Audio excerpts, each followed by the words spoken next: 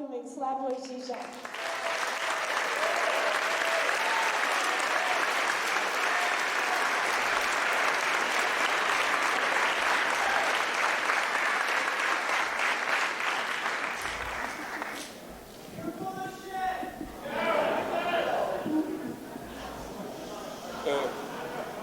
Remember, I'm coming from an area which is close to Balkan. So if you want to start exchanging insults, I can be extremely brutal. I always win. But let's not do it today, maybe. Okay. Rage, rebellion, a new power. It looks like a kind of a dialectical triad of revolutionary process. First, there is a chaotic rage. People are dissatisfied. They show it in a more or less violent way, without any clear goal or organization. Then, when this rage gets organized, we get a rebellion with a more or less clear awareness of who the enemy is and what is to be changed. Finally, if rebellion succeeds, the new power confronts the immense task of organizing a new society. Remember the wonderful anecdote about the exchange between Lenin and Trotsky just prior to the October Revolution. Lenin said, "What will happen with us if we fail?" Trotsky replied, "And what will happen if we succeed?" The problem is that we almost never get this triad in its logical progression.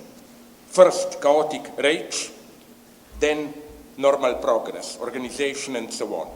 Chaotic rage gets diluted or turns into rightist populism. Rebellion succeeds, but loses steam and gets compromised in multiple ways. The never-ending story of the contemporary left is that of a leader or party elected with universal enthusiasm, promising a new world. Mandela, Lula, Tsipras, and so on. But then sooner or later, usually after a couple of years, they stumble upon the key dilemma. Does one dare to touch the capitalist mechanisms? Or does one decide to play the game? If one disturbs the mechanisms, one is very swiftly punished by market perturbations, economic chaos, and the rest. Just think about Venezuela today. This is why rage is not only at the beginning, but also at the end, the outcome of failed emancipatory projects. Just remember the French suburban riots of autumn 2005, with thousands of cars burning and a major outburst of public violence, around Paris mostly. What strikes the eye in these protests is, or was, the almost total absence of any positive utopian prospect. If May 68 was a revolt with a utopian vision, the 2005 revolts in France were outbursts without even a pretense of having a vision. If the oft-repeated commonplace that we live in a post-ideological era has any sense, it is here. The fact that there was no program in the burning Paris suburbs is in itself a fact to be interpreted. It tells us a great deal about our predicament. What kind of universe is it that we inhabit, which the universe which celebrates itself as a society of choice, but in which the only option available to the enforced democratic consensus is a blind acting out? But are such violent demonstrations not often unjust? Many of my liberal, not friends, acquaintances claim, but listen, when people demonstrate, burn cars, whatever, isn't this violent? Do they not hurt the innocent? I claim that it's a much more complex situation. I claim that when we witness these outbursts of rage, we have something that Walter Benjamin called divine violence, which is in a way brutally unjust. It is often something terrifying, not a sublime intervention of divine goodness or justice. For example, to be brutal, a left liberal friend of mine from the University of Chicago told me of a sad experience. When his son reached high school age, he enrolled him into a high school just north from University of Chicago campus, close to a black ghetto, with a majority of black kids. Not long after, his son was returning home with bruises or broken teeth. So what should he have done? Put his son into another school with a white majority, or keep him in this school? The point is that this dilemma is wrong. It cannot be solved at this level, since the very gap between private interest, safety of my son, and global justice bears witness to a situation which has to be overcome. And the same holds for Palestinians stabbing Israelis with knives. Maybe, I think, another case of divine violence. Of course, to be clear, if let's say I am an ordinary citizen, then I walk around Jerusalem, which I don't do regularly, and somebody mistakes me for a Zionist, whatever, attacks me with a knife. Let's not bullshit. Of course I would have, I don't know, run away, defended myself or whatsoever. Of course I would have experienced that as an injustice. But my point is, nonetheless, I don't have the moral right to simply condemn this as a crime. So let's jump now from this rage to the opposite extreme, the construction of the new power. I think the most terrifying incident which symbolizes our sad predicament is the famous moment, when was it? 3/4 of a year ago, we remember this sudden shift of Syriza government in Athens. First, the triumphant vote no in the referendum, literally a day after, total capitulation to Brussels. So what happened?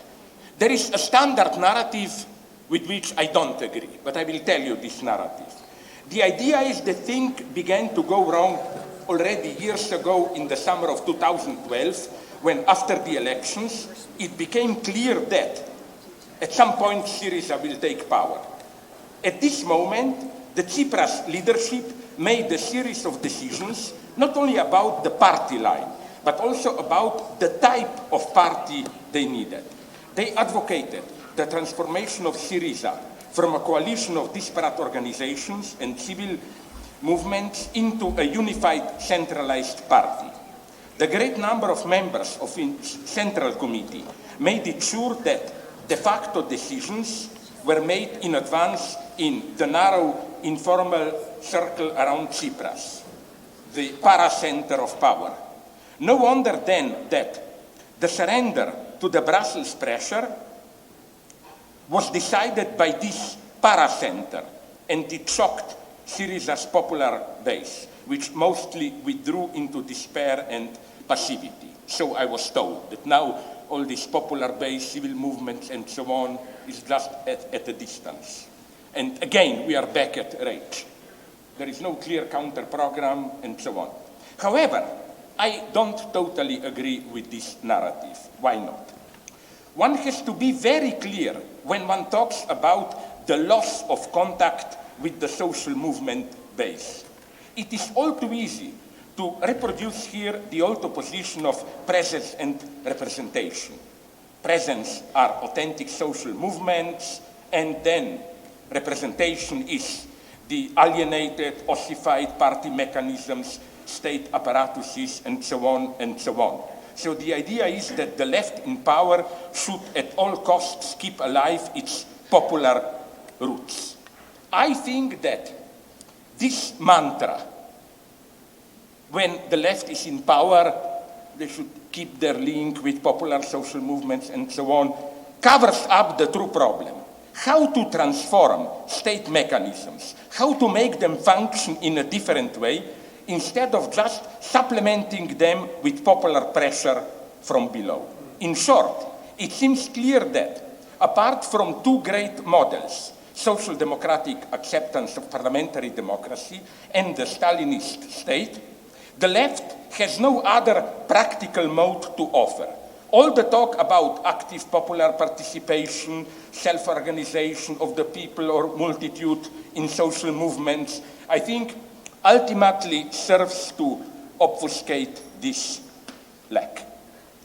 Is then today's radical left really, I repeat here a wonderful formulation by Alberto Toscano, condemned to fight tooth and nail for social democracy to prove it cannot work?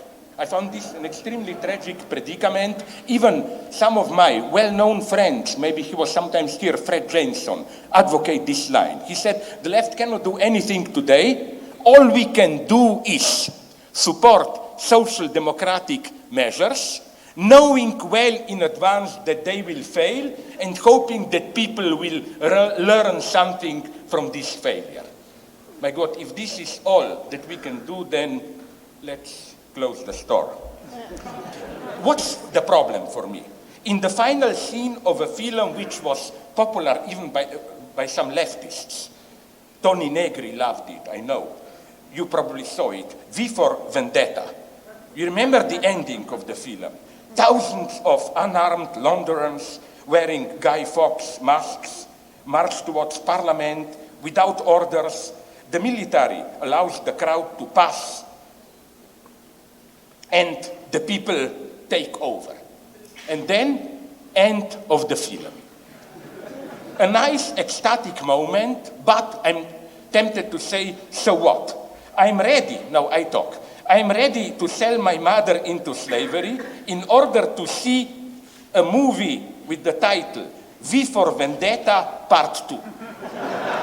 What would have happened the day after the victory of the people? How would they reorganize their daily life? That's what we should remember today more than ever. These cheap insurrections where we have, we all cry with them. It's so wonderful. Oh my God, 1 million people on Tahrir Square, on Gaza Square. My heart is with them. We cry together. I'm more and more totally non-interested in this. What interests me is the morning after. What happens then? How will we change everyday life? How will people feel the change? If not, then if we don't confront openly this question, then we are ultimately just playing the game of those in power. Especially in France, they know very well, every respectful right-wing politician always likes to say, in 68 I was on the barricades, Like, you cannot be a proper right-winger if you're, as they say in France, your heart is on the left, but your money should be in the right pocket. And again, this is for me the big problem. But if the picture is so bleak, why then not call it a day and resign ourselves to modest reformism? Okay, liberal democratic capitalism is the only game in town. Let's try to make it a little bit better.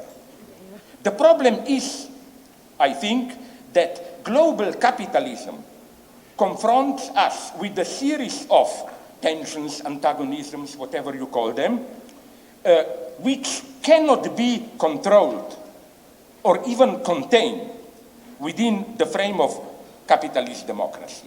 The only true question today is, do we endorse the predominant acceptance of capitalism as a fact of nature, or does today's global capitalism contain strong enough antagonisms to prevent its indefinite reproduction?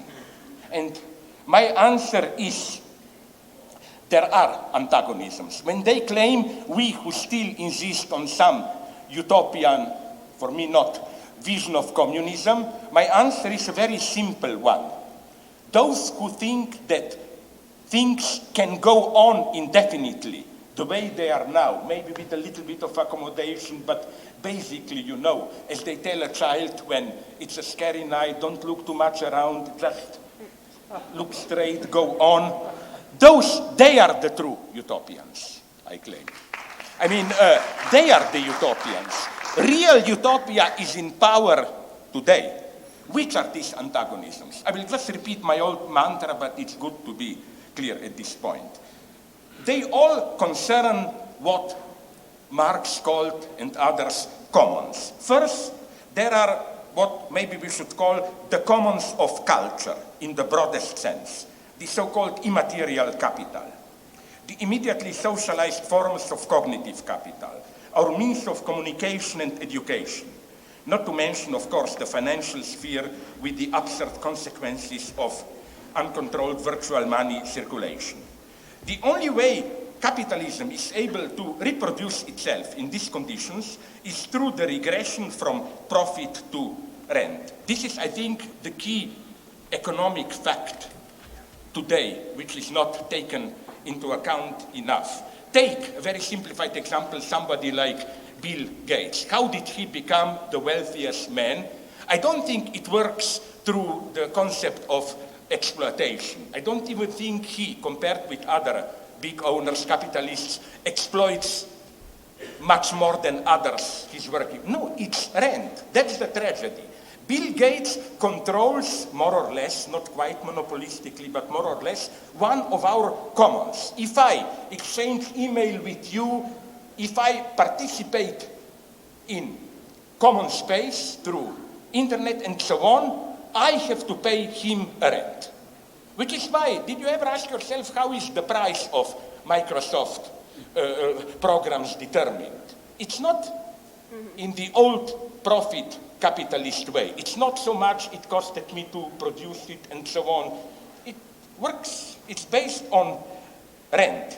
We are paying, again, rent. These antagonisms are very interesting because they, I claim, what is already common knowledge, they, at the same time, they bring us close, they open up a gate towards a certain type of communism. I mean here something very simple. It's described more and more, even in popular books, like take Paul Mason's The End of Capitalism, which deals with the threat posed to capitalism by the digital revolution. What we are witnessing today is radical reshaping of our familiar notions of work, production, value. An economy based on markets and private ownership gradually disappears, so new forms are already emerging. Parallel currencies, cooperatives, self-managed online space, even Wikipedia, and so on. I claim that one can even mobilize here the most traditional Marxist couple of forces of production and relations of production. With digitalization, capitalist relations of production can no longer contain the development of the forces of production. Intellectual property is the death toll of capitalism. You simply cannot do it. And this is one opening where, again, I simply think that at an immanent level of economic organization and so on, in the long term, capitalism will not be able to deal with this. Then we have, of course, the commons of second commons of external nature.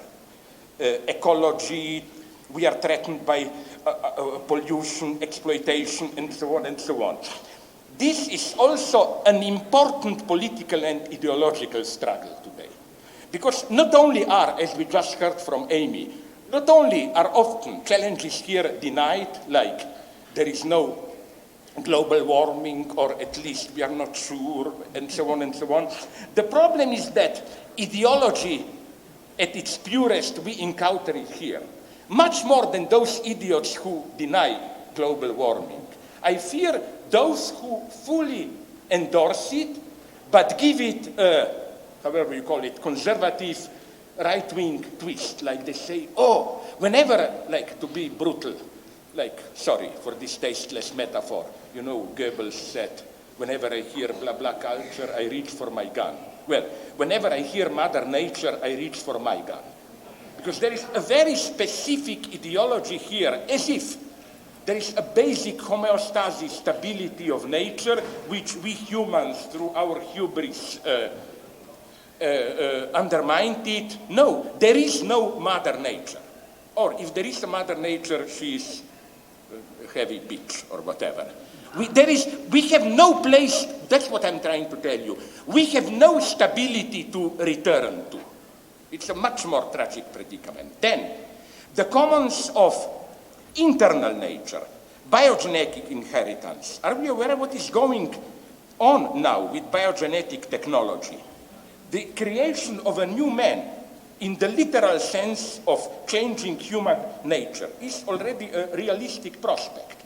At some stupid conference, I encountered one of the high bosses of Chinese biogenetic development, and he gave me, translated into English, the program of social goals and so on of biogenetics in China, and already the first sentence tells it all. It says, the goal of development of biogenetics in China is the regulation of biological and psychological welfare of the Chinese people. So can you imagine what will happen if biogenetics is left to private corporations and state? Then, last but not least, of course, the commons of humanity itself, of our shared social and political space. The more capitalism gets global, the more new walls and apartheids are emerging, separating those who are in from those who are out. Not to mention new geopolitical tensions. This is, I think, a beautiful paradox today. Global capitalism, commodities circulate freely, but people, I hope you notice it, circulate less and less freely. It is this reference to commons, because you see, in all these cases, commons are threatened. It is this reference to commons which justifies the continuing reference to communism. It enables us to see the progressive enclosure of the commons as a process of proletarization of those who are thereby excluded from their own substance. However, in the series of 4 antagonisms outlined, the one between the included and the excluded is the crucial one. Without it, all others lose their subversive edge. Ecology turns into a problem of sustainable development. Intellectual property turns into a complex legal challenge. Biogenetics turns into an ethical issue. And then, you have all this debate with Catholic Church and so on. Is man just a biological machine whom we can manipulate, or does man have an eternal soul? And I hope you noticed, here you have ideology at its purest. I hope you noticed this paradox, how the same Catholics who claim man has an immortal soul oppose biogenetic or other intervention into our brain. They are totally non-consequent here. My God, listen, if I believe that I have an immortal soul, wouldn't it be logical for me to say, fuck you, do whatever you want with my brain, I am not there. It's, okay, we don't have time to go into this, just so that you can see what happens here. So one can sincerely fight for ecology, one can defend a broader law of intellectual property, one can oppose copyrighting of genes without confronting today's form of class struggle between those included and those excluded. Corporations like Whole Foods and Starbucks continue to enjoy favor among some leftists, even if they engage in anti-union activities. The trick is to sell products with a progressive spin. You buy coffee made with beans bought at above market, at fair market value, you drive hybrid vehicle, you buy from companies that provide good benefits for their customers, and so on and so on. In short, without this ultimate reference to class struggle, we may well find ourselves in a world in which Bill Gates is the greatest humanitarian fighting about poverty, and Rupert Murdoch the greatest environmentalist. It is at this point that refugees, those from the outside who want to penetrate inside, enter. They bear witness to the commons of humanity itself, threatened by a global capitalism which precisely generates new walls and other forms of apartheid. What is happening here? In this fight, we meet new challenges. Jacques Lacan, my psychoanalytic teacher, wrote that even if what a jealous husband claims about his wife, sorry for this male chauvinist example, we can also turn it around, that she sleeps around with other men, even if this is all true, his jealousy is still pathological. Why? Because the true question is not, is his jealousy well grounded, but why does he need jealousy to maintain his self-identity? Along the same lines, for example, one could say that even if most of the Nazi claims about the Jews were true, but of course they are not, but I'm saying provocatively, even if, their anti-Semitism would still be and was pathological. The true question is not, wait a minute, Nazis are making all these statements about Jews, are they true? The moment you accept this premise, you are lost. Because the true problem is not, is this true or not? The problem is, why do the Nazis, in order to sustain their, if we may call this worldview, why do they need the figure of the Jew? And I claim it's exactly the same with the growing fear of refugees and immigrants all around Europe, which is getting worse and worse. The latest news, I don't know, maybe some of you know it even better, but at 5 p.m., the latest news from Austria is that the right-winger narrowly did win. So, you know, this is quite a historic date then. The first, along the line of those cases mentioned by Amy, no? That for the first time a direct anti-immigrant racist becomes the president of a state.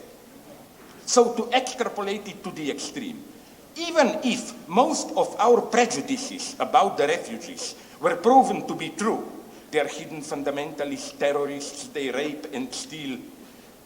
I'm not saying it's true, quite on the opposite, but I'm saying we shouldn't debate at this level, because even if this were to be true, the paranoiac talk about the immigrant threat is still an ideological pathology. It tells more about us Europeans than about immigrants. The true question is not, are immigrants a real threat to Europe, but what does this obsession with the immigrant threat tell us about today's Europe? So there are two dimensions here which should be kept apart. One is the atmosphere of fear of the incoming struggle against the Islamization of Europe with its own obvious absurdities. Refugees who flee terror are equaled with terrorists they are escaping from. The obvious fact that there are among the refugees also terrorists, rapists, criminals, I mean this in a totally neutral way. Of course there are, but so what? But nonetheless, wait a minute, you see, that's the problem. That's what I'm radically opposed to, and because of this attitude, the right wing is winning in Europe. If the left doesn't need something, it's this beatification of the refugees. They are good, they are nice people. My God, we are in the reality. We are not in a Frank Capra movie, the worst of Hollywood ideology, where the poor people are always good.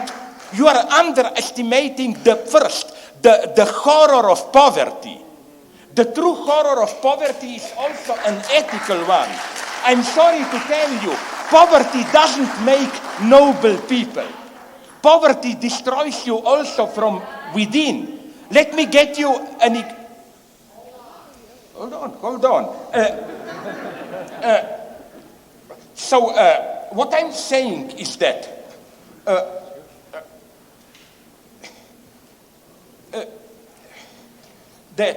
this problem of immigrants, why Europe experiences this as a problem, it's strictly because of immanent reasons, I claim. The new economic crisis, the disintegration of welfare state, and so on and so on. So a suspicious gaze always finds what it is looking for. Proofs are everywhere, even if half of them are proven to be fakes later. One should especially emphasize this point today when all around Europe, the fear of refugees invasion is reaching paranoid proportions. People who haven't seen not even one actual refugee react aggressively to the very proposal of establishing a refugee center in their proximity. And this reminds me of the basic paradox also of anti-Semitism in Nazi Germany. I read a study, incredibly convincing, which demonstrates how, if you compare the percentage of anti-Semites in Nazi Germany, it was in the relationship was an inverted one. In parts of Germany where there really were many Jews, anti-Semitism was minimal. The most violent anti-Semitism was on Bavarian countryside and so on, where there were practically no Jews there.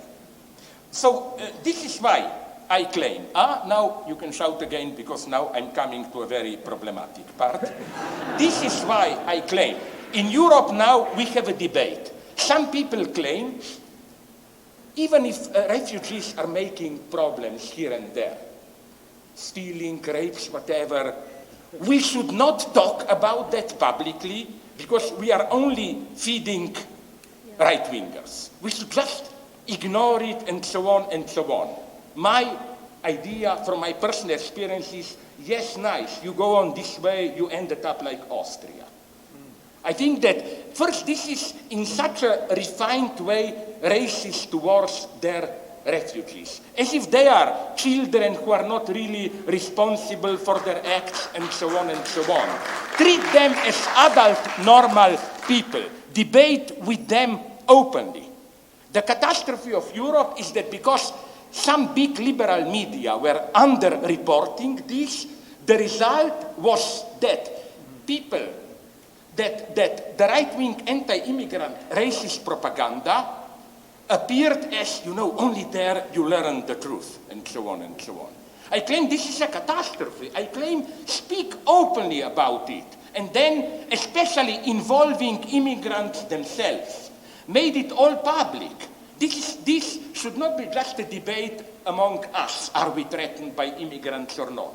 And then you soon get the real picture, that it's a minority, but also, and this is my point, also that there is a problem here.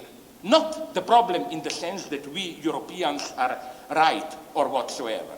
But let's face it, there are cultural differences. I even don't want to call them cultural, because when you say culture, you think about something abstract and so on. Culture, or rather, I prefer the term ideology, is something that structures our daily life.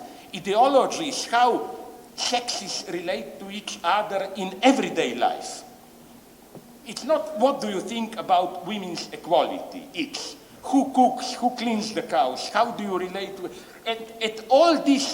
At this everyday level, ideology and cultural differences are a real factor, that's all I'm saying, that we shouldn't ignore. Which is why, another problematic point, I think I am always suspicious of this excessive self-humiliation of anti-racist Europeans. I claim, again to provoke you, please start shouting, I claim that whenever I hear this attitude, we have a negative version of white man's burden. In the old days it's us white men who have the historical destiny to rule the others. Now it is, whenever something is wrong in a third world country, it must be our guilt. There has to be some consequence of colonialism and so on and so on. And I have a friend in South Africa, I will not compromise him by telling his name, who is black, and who got this. He told me, this is the most brutal racism. You white people, you do not even allow us to be really bad. Only you can be bad. If we do something wrong, we are like children who were seduced by circumstances and so on and so on. Let me give you another attitude of this racism. Did you notice how, in the so-called politically correct universe, how they treat ethnic identity? The further you are from WASPs, white Protestant men, the more cultural identity is supported. If Native Americans, I call them Indians. Why? Because all the Native Americans there know hate the term Native Americans. They, at least those that I know, they claim, hey, why native? You are culture, we are nature, or what? And they gave me the most funny, beautiful argument for the term Indians. They told me, at least our name is then a monument to white man's stupidity. He thought they are in India and so on. So they also, you know what the text one of them gave me, a professor in Missoula, Montana, a wonderful treatise about proving how Indians killed more buffaloes and burned more forests than all white people together. What was his point? His point, he detected the hidden racism of this idea, you know, we white people destroy, exploit nature, other races, especially Native Americans, have a more holistic, organic relationship. Like when they mine a mountain, they first ask the spirit of the mountain for permission and so on, whatever. I mean, my Indian friend is so disgusted by this attitude. He is total, but what I wanted to say is that with Indians it's okay. With blacks it's also okay. Let them return to their roots and so on and so on. And all white racists like this. The blacks should return to their roots, not come too close to us, no? This is why I claim that, you remember that best-selling book and TV series years ago, Alexis Haley, I think, The Roots. This is what Hollywood does. What we should do is what Malcolm X did. No, X means no. We are universal subject. Without family name, we don't need our roots. The true problem of black emancipation is not find your tribal roots, but how to get rid of your roots even more than white people did. Okay, let me go on. So then, the closest you come to white Protestants, the more it gets problematic. Italians, it's still okay. Germans, it gets suspicious, no? And so on, but if a white Anglo-Saxon Protestant says, I want my roots, it's horror, it's fascism, whatever. What's my problem with it? No, it is often fascism, I agree. My problem is just that the secret operation at work here is that we white people apparently humiliate ourselves, but secretly, by renouncing our roots, we reserve for ourselves the position of universality. Yeah. The most self-humiliating white man still claims, precisely because I'm prohibited to search for my roots, it means I am universal and I can teach others. And I witnessed this often in the above-mentioned Missoula, Montana. I was at a public debate where Indians rejected the term Native Americans. And the white, politically correct, blah, blah, supporter of them basically started to terrorize them. What are you doing? Don't you know you're humiliating yourself? And so on, until one Indian friend of mine exploded, like, sorry, will you at least allow us to call ourselves the way you want, who, and so on and so on. So, not to get lost, let me go on. So, when I talk about, which is usually where people start to shout, European emancipatory legacy or critique of Eurocentrism. Yes, my position is problematic here, but let me explain to you why. I claim that a critique of Eurocentrism is so popular today. Why? Precisely, it's a sign of something very ominous. What critiques of Eurocentrism, and I know I debated for hours in Russia, in China about this, what bothers them is really the European emancipatory legacy, women's rights, equality, universalism, and so on, which they try quickly to dismiss as colonialist legacy.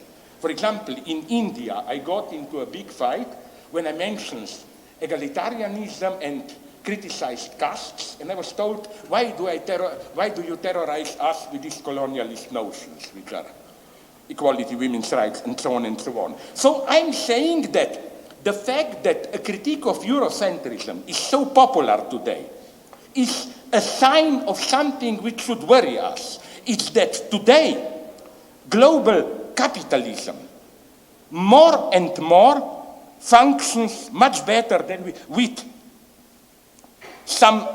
through a reference to some ancient tradition, corporate tradition, usually. You can have capitalism with so-called Asian values, which have nothing to do with Asia, but much more with certain authoritarian patriarchal structure. You have the same. I think that today, again, that's the reality. The most efficient capitalism today is usually this type of mixture of global market capitalism with some traditional structure. For example, in China today, in total contrast to Mao, is Confucianism, which is practically the official ideology. For me, a figure of today, model politician, is Modi, the Prime Minister of India, who is at the same time total global market neoliberal and at the same time a Hindu nationalist. This is our future. Russia, Putin, the same game. Erdogan in Turkey, the same game, which is why now I'm afraid to go to visit Turkey, because I was already attacked there, because I claim that the opposition between Russia and Turkey is a fake one. They are very similar to each other, and their leader is, I coined this name which condenses the two, Putogan and Erdogan. I claim that Putogan is the new leading figure, this kind of authoritarian figure, and so on and so on. So, to make it very clear, this is what makes me suspicious in this sudden acceptability of critique of Eurocentrism. For example, a guy who attacked me ferociously, maybe you know him, Walter Mignol. It's typical that in the text where he attacks me, he totally rejects the term communism as Eurocentric and pleads for a mixture of these local traditions and so on and so on. I don't think, here you have to make a decision if you really want to be still in any meaningful sense a communist. I claim that today, if we are really to confront global capitalism, again, sorry, getting confused. The choice is this one. Do you do it from a position of some original, cultural, whatever, ancient tradition, identity which resists globalization, or do you remain minimally a Marxist? And the ABC of Marxism is the ambiguity of capitalism, what Malcolm X got so nicely, that the only path to freedom is through this zero-level hell of capitalism, which undermines your particular identity. Why? Because I think reference to some original local tradition not only doesn't help fighting global capitalism, but it functions perfectly with global capitalism. Global capitalism more and more functions like that. Another point, problematic for you maybe, as with relation to this mixture of cultures and so on and so on. Okay, another thesis to provoke you. I was thinking about the most stupid sentence that I ever heard, politically correct or humanitarian, and it came to me that it's this one. I cannot imagine anything more stupid than this. The enemy is someone whose story we were not ready to listen to.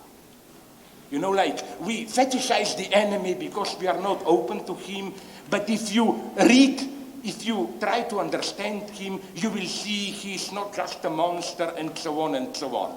Well, my first reaction is, nice to know. So, haha, Hitler was our enemy because we didn't really listen to him or whatever. No, we have to accept here two things. First, of course, not racially but politically, there are real enemies.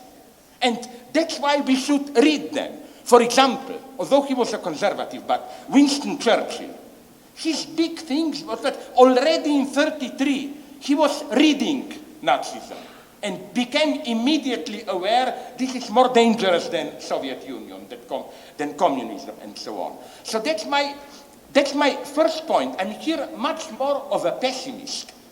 Okay, you listen to the other, and usually they all, the more they are involved in ethnic cleansing, I can guarantee you, the more you can find poets writing beautiful poems about that, and so on and so on. The insight of the most brutal criminals is always some kind of beautiful poetry. Why? I know this from my own experience at Yugoslavia. It's not only Karadzic in Bosnia. Every nation had its own Karadzic. Because I don't think that the insight, how you experience your situation, tells some inner truth. No, the insight is your ideological self-experience, which is formed precisely so that it obfuscates the truth of what you are doing outside. I follow here X-Files. The truth is out there, outside. The truth of Nazism is in the brutality of what they were doing, not in the beautiful myths that they were telling themselves about what they were doing, and so on and so on. Okay, so that I will not talk too long, I will start to cut it short a little bit. It is against this background of deadlocks of globalization that I want to approach another problem, the ongoing struggle for sexual difference. It's interesting how this functions, how, as many people notice, it's a simple fact but very important, that the progress of gay struggle, women's rights, abortions, that as a maybe reaction to it, we have in many third world countries new homophobia, stronger opposition, and don't underestimate this. For me, the symbol of this is, I don't know if it was rendered public here, but it was an interesting ideological phenomenon. A couple of years ago, on this, the most stupid, boring popular culture thing that you can imagine, Eurovision context, an Austrian Conchita Wurst, a man with a beard dressed up like a lady, won. And it was incredibly interesting to listen to the reaction of Russia. Putin said immediately, in the Bible I read there are two sexes. Now, what is this for a monster? Or for example, Dmitry Rogozin, vice prime minister, said that Eurovision result showed supporters of European integration their European future, a bearded girl, like this is Europe, and so on. And I think that we shouldn't laugh at Boko Haram the way we usually do. They just bring this tendency to its radical conclusion. Think about Boko Haram, you know, the movement in northern Nigeria. What a strange phenomenon this is. It is a kind of a radical political movement. It wants to restructure the entire corrupted society, providing new foundations. And what is the very basic premise of the entire system? Boko Haram. No foreign education for women. Women should remain at their proper place. But what makes things really tragic here, and I know because I met some of their partisans at some debate in London, is that they experience this as their form of anti-colonialism. That's the paradox. They told me at our everyday life level, the destructive effect of globalization, we sense it precisely in how our traditional family structures, traditional communities are disintegrating. And again, the most visible aspect of this for us is women escaping control of their family, leaving family, and so on and so on. So they claim keeping women under control is our form of fighting colonialism. Now, isn't this an incredible paradox? How how fixating sexual difference becomes the ultimate resort of anti-colonialist politics. On the other hand, again, another shouting match maybe, so I don't want to get involved too much into it, but nonetheless, it's interesting to note, I think, at how here in the United States and also in Europe, you have now this movement, I know, for ending urinary segregation, toilets, and so on and so on. Of course, I totally sympathize with transgender people and so on in their goal. I just have two problems with this, to be very clear. The first one is that the easiness with which big capital supports this struggle should make us suspicious a little bit. You know that letter of 80 Silicon Valley executives, Zuckerberg, Tim Cook, and so on. They signed a letter where they write, the business community has consistently communicated to lawmakers that total support, and so on.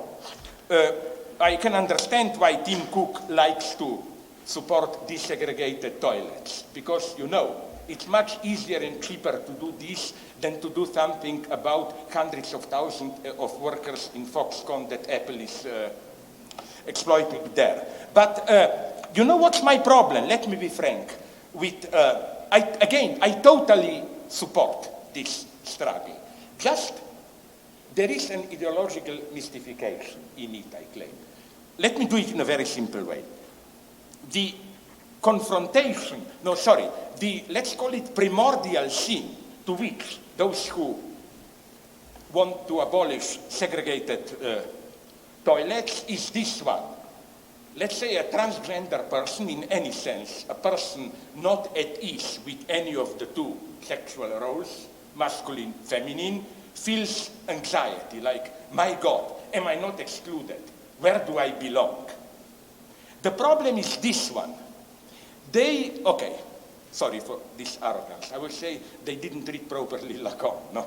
In what sense? I think that they confuse sexual difference, or rather antagonism, and prescribed sexual roles. Following Lacan, all our sexual identities are based on the same uncertainty.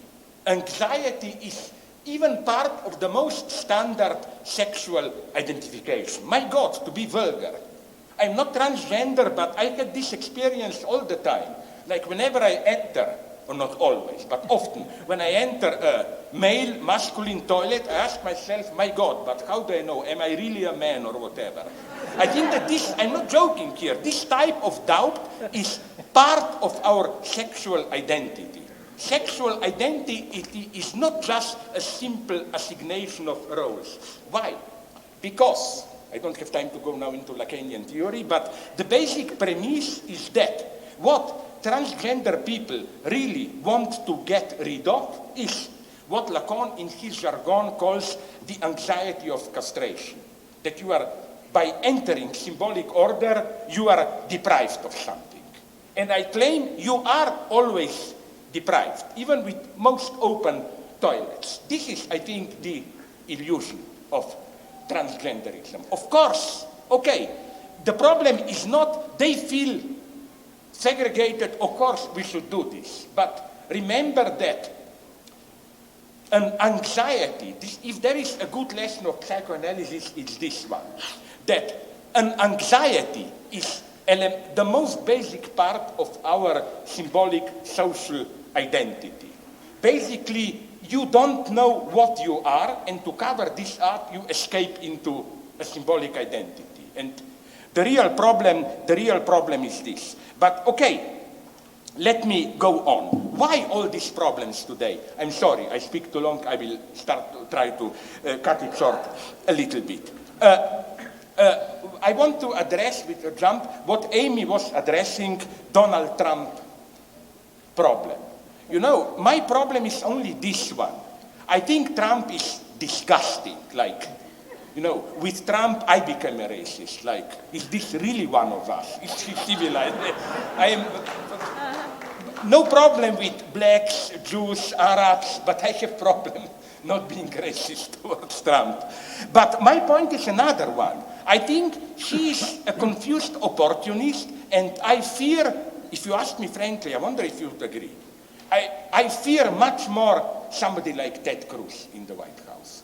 Because with Trump, you can see clearly how he improvises, does disgusting statements, but then he counteracts with things which are not totally wrong. He said we should talk with Russia. He put a much more balanced, suggested a much more balanced attitude in the conflict Israel-Palestine. He said that he wants, basically, didn't he say that he wants health care to be even expanded? He is for a rising minimum wage and so on and so on. I'm not saying he has any deep convictions. I'm just saying that he's playing a certain opportunistic game, and I don't think there is really some evil person behind. It's much more in somebody like Ted Cruz. Just look at Ted Cruz statements. But nonetheless, something is going on with Trump. What? Do you remember, I always like this example, a wonderful scene from Louis Buñuel's film Fantôme de Liberté, Phantom of Freedom, where in one short scene, the relations between eating and shitting are turned around. So that, you remember, so that people are invited at the home, and in the living room around the big table, there are toilet seats.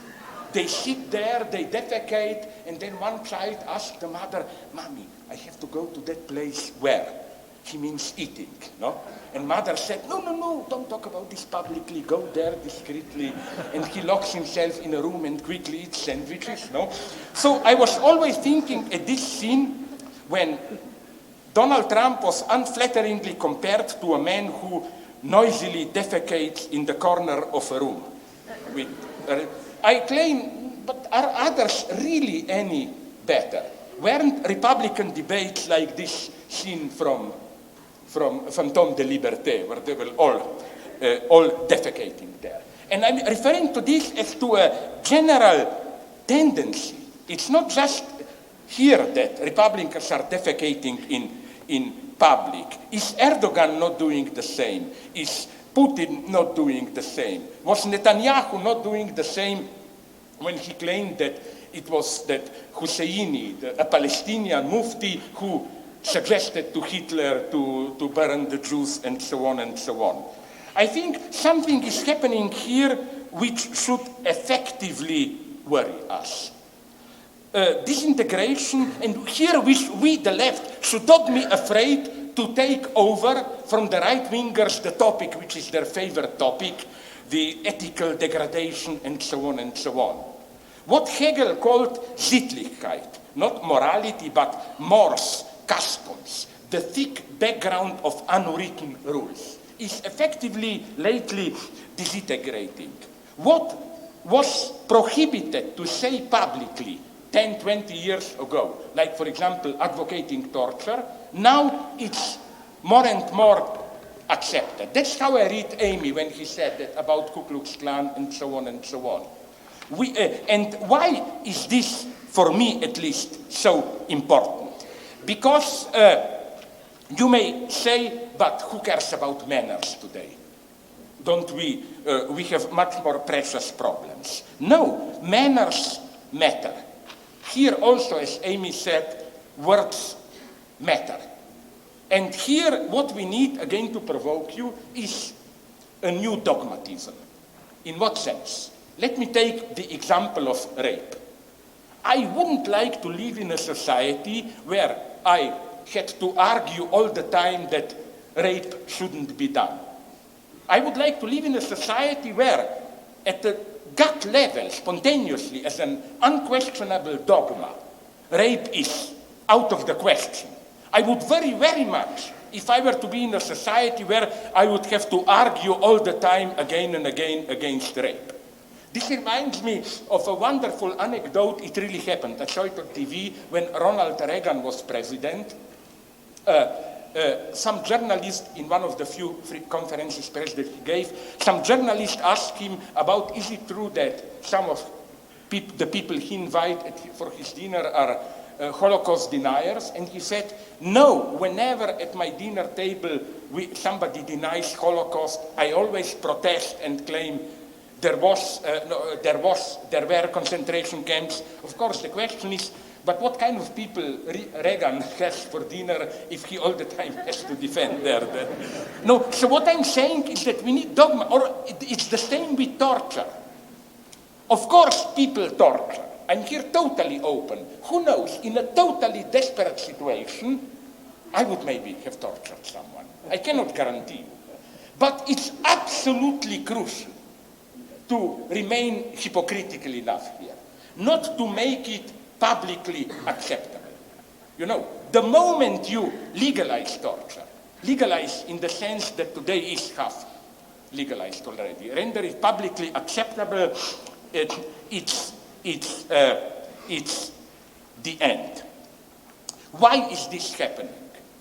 Here we come, and then I will immediately finish to the central problem that I see.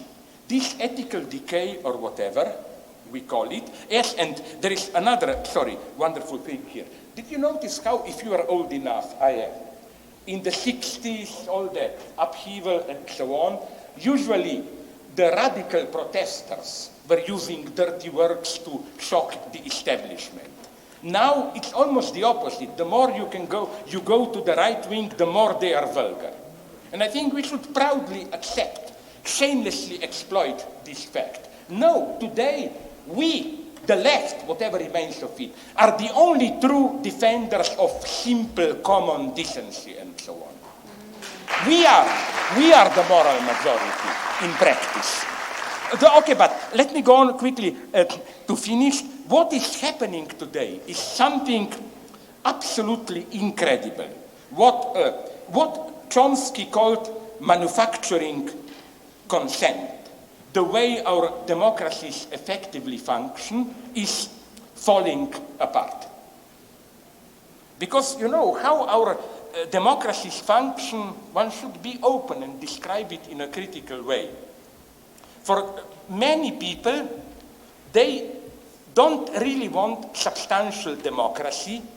They want the appearance of democracy, but with clear indication how you should vote. Consent is manufactured, and don't underestimate this attitude, which I found the most terrifying attitude, which is the attitude of, like, I had even a debate with Julian Assange with this, because he still thinks that by bringing out through WikiLeaks, whatever, he's teaching people something new. Basically, I don't think so. In a way, we all knew it. The problem is that we knew it but decided to ignore it. We wanted to act as if we don't know it. People accept that publicly they are against torture, but I claim even maybe the majority of the people would have said something like, okay, some things had to be done, but let's do it discreetly. I want to be able to pretend that I don't know about it, and so on and so on. And this is what WikiLeaks and things like this prevent you from doing. So and why is this so ironic? Because when this manufacturing consensus, the traditional way, for example, in the United States, the democratic process functioned but through these two big parties, mechanisms well established. When this is now falling more or less apart, it's so crazy because, you see, that's the perversion of our democracy. Precisely when people have an actual choice, and if, but we don't live in an ideal world, if the only true election would have been, of course, we all know, Trump versus Bernie Sanders, no? That would have been a real choice. But did you notice, and that's the perversion of ideology, how from the hegemonic public opinion by the big media, the moment of real democracy, when people have a real choice, is called the crisis of democracy. Like it's no longer clear, and so on and so on. So again, we should see this moment of what goes on today, the disintegration of the basic form of manufacturing democratic consent, which ruled in the States, this duality, Republican, Democratic Party, in Europe, of course, in Europe also. Here we should be very careful. I am for democracy, absolutely, but democracy, now another provocation, I wonder how you will react if I tell you this. Democracy in itself doesn't mean a lot. Take Europe. If by democracy you mean people are enraged and they express their will against those in power by free vote, well, then you get a racist anti-immigrant in power. And the most ambiguous, disgusting argument that I heard against immigration in Germany was the following one. We are supposed to be a democratic country. How come then that Angela Merkel decided to invite 1 million people to Germany without democratic consultation? Who gave her the right to do this? And the tragic point is that I'm not saying they are right, I'm absolutely opposed to them. But if Angela Merkel were to call a referendum, unfortunately, I must tell you, at least 60% of the people would have voted against. So what I'm saying is that this doesn't, like my position here is radical. Angela Merkel was right, but I draw the conclusion from this. We shouldn't fetishize democracy. There are moments where when you have a certain ethico-political position, for example, immigrants' rights and so on, you should even enforce it in a non-democratic way. I think that, no, simply the majority is not always right and so on and so on. We see this in Europe today. Here I have a disagreement with my good friend Varoufakis. He said in Europe, this DM, democratization of Europe, but I told him, is he aware he blames this centralized European anonymous bureaucracy for screwing the Greeks? But if the process were to be transparent, Greece would have fared even worse.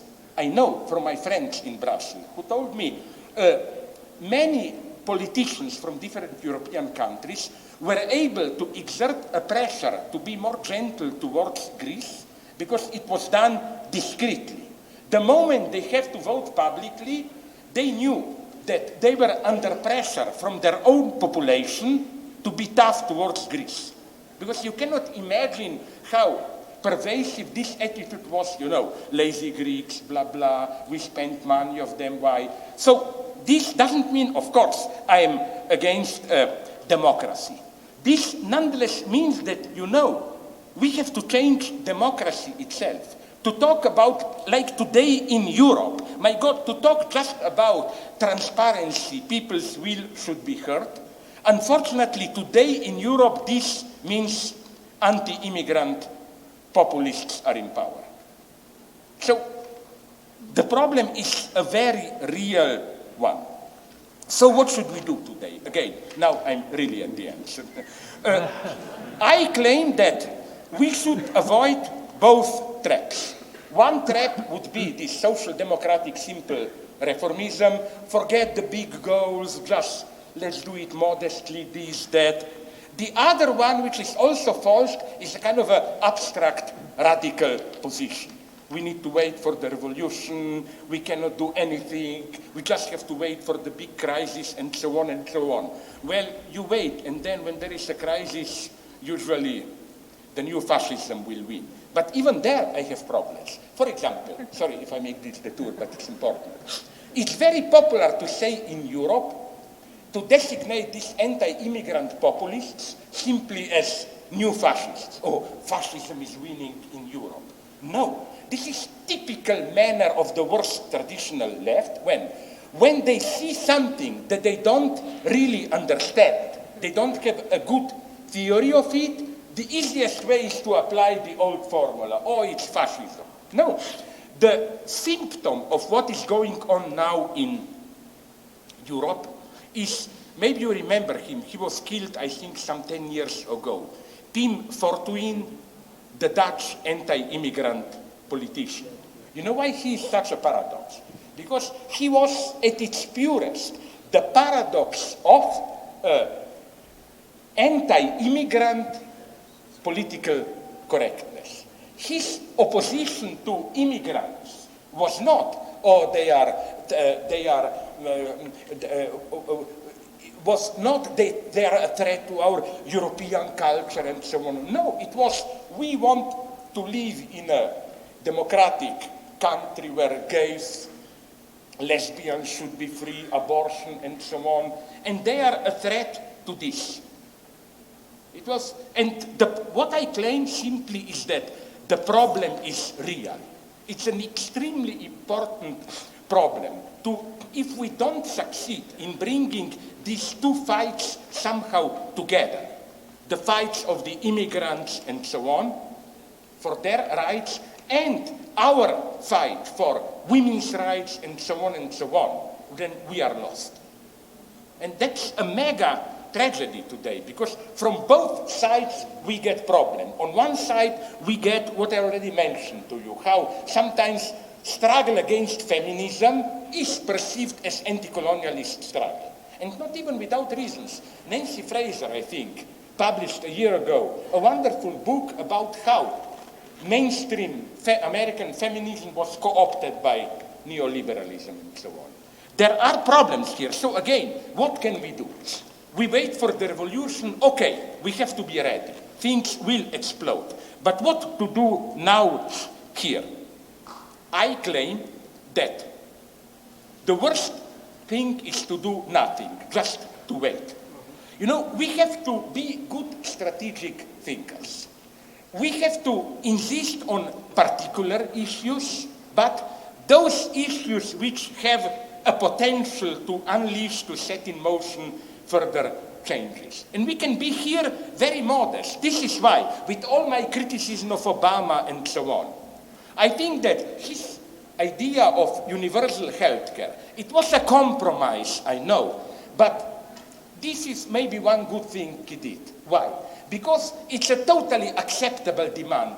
Most of European states have it, Canada has it, so you cannot accuse him of being communist or whatever, but nonetheless it's obviously something that is non-acceptable for today's predominant American ideology. You know that. Republicans brought him to Supreme Court or whatever and so on and so on. So what I'm saying is that we should just insist on specific demands, on this, on that, which may appear, and they should appear, totally innocent. But we will discover that in order to do this, you will have to do more, and so on and so on. We shouldn't be ashamed to appear social democratic. The lesson here is Syriza. You know, people don't notice that. Varoufakis knows this very well, that the program of Syriza was something that 50 years ago in Europe, it would have been not even a radical, but a very modest central social democracy. And today, so in order to demand today what? It was part of the centrist social democracy 50 years ago, you are supposed to be radical left. So let me just now really conclude with a simple metaphor from what I like, which are all science fiction movies. You know, this idea, you are in a room, many buttons, and you press the wrong button. A button, and you think nothing, just a light will go on, but then the whole room starts to fall apart or whatever. Really, I think we should find demands like this.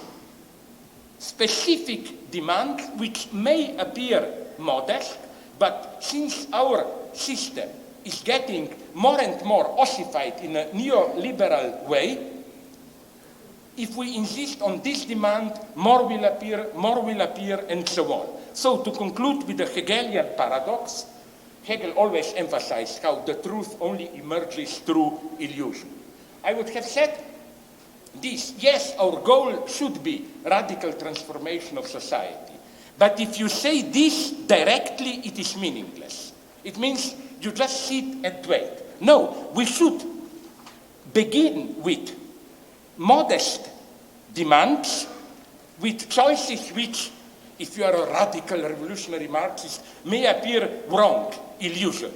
But they will, if we insist on them, it will be more and more and more. In other words, we should not be afraid to endorse what I ironically call wrong choices, wrong in the sense of naive, moderate demands. But they should be well chosen. By beginning this, we get more and more and more.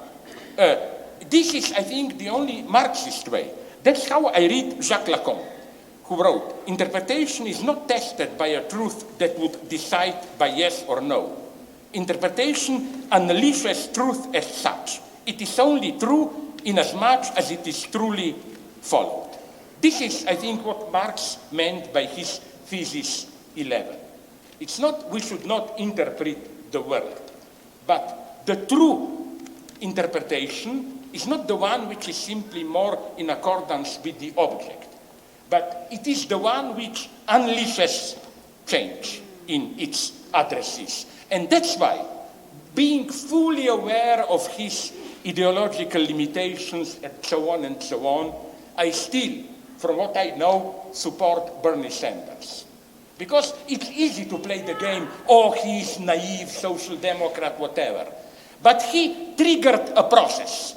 He triggered change, reached many people. And many things will happen there more and more.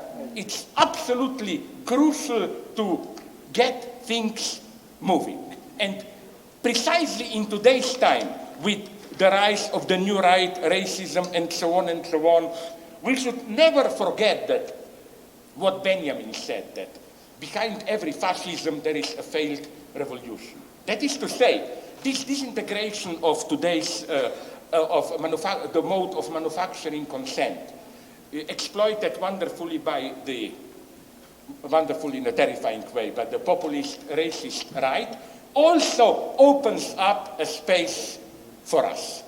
And it all depends on us, will we use this chance or not. Of course, times are dangerous. Times are extremely dangerous today. There may be a world war, whatever, but we shouldn't be afraid of it, because I remain a Maoist here. You know, with all problems with Mao, my favorite saying, which is now totally unmentionable in China, is, you know, there is great disorder under heaven, so the situation is excellent. There is great disorder today in American ideological machinery. It's our chance. Thanks very much.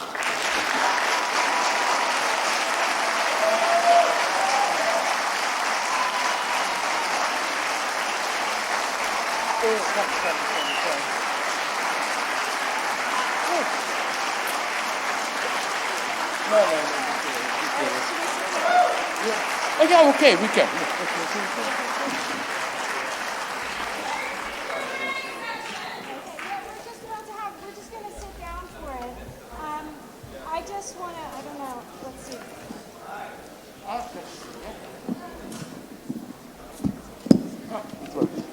Yeah, okay.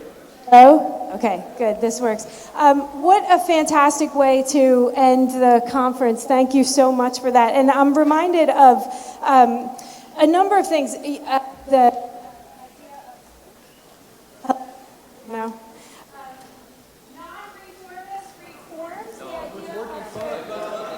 Yeah. It is? Oh, good. Okay. Couldn't hear it. Maybe my ear went out. Anyway, the idea that you fight to open more space and then and open more space another day, I think is important. Also, the 100th anniversary. I give you my pen. Thanks. It's the 100th anniversary of the Easter Rising, which they did not think they were going to win or take power, but they knew that what mattered was to act, and it opened up all kinds of spaces, and even in so-called losing, they fought. You know who wrote a wonderful text on it? It's an incredible text, short text by Lenin, who said, he defended Easter Uprising against all those radical leftists who said, but this is even Catholic churches behind and Irish nationalism. And Lenin wrote a wonderful text where he said, it doesn't matter. It triggered a movement.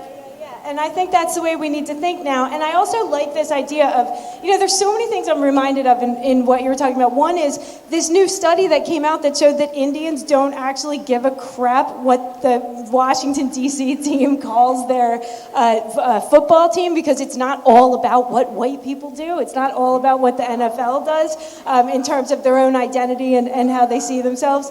And then also this idea of the Buñuel film. I think this is fantastic. Sorry, which one of? The Buñuel film that you referenced. No, this was my association when I watched Republican debates. Totally, yeah. Just sitting there. And I've heard it said that if we lived in a society where eating was as repressed as sexuality is, you might have a little bit of loosening up around the edges, but the idea of a restaurant would be the most obscene thing in the world, if eating was the way, sex is. Anyway, what we'd like to do is open it up to the questions. So how there are about... some people back who want to, I think. I heard some shouts. How about folks, is this the line? Have you guys self-organized into a line? Is that what this is? Okay. Would you self-organize into a line and then we'll, have questions?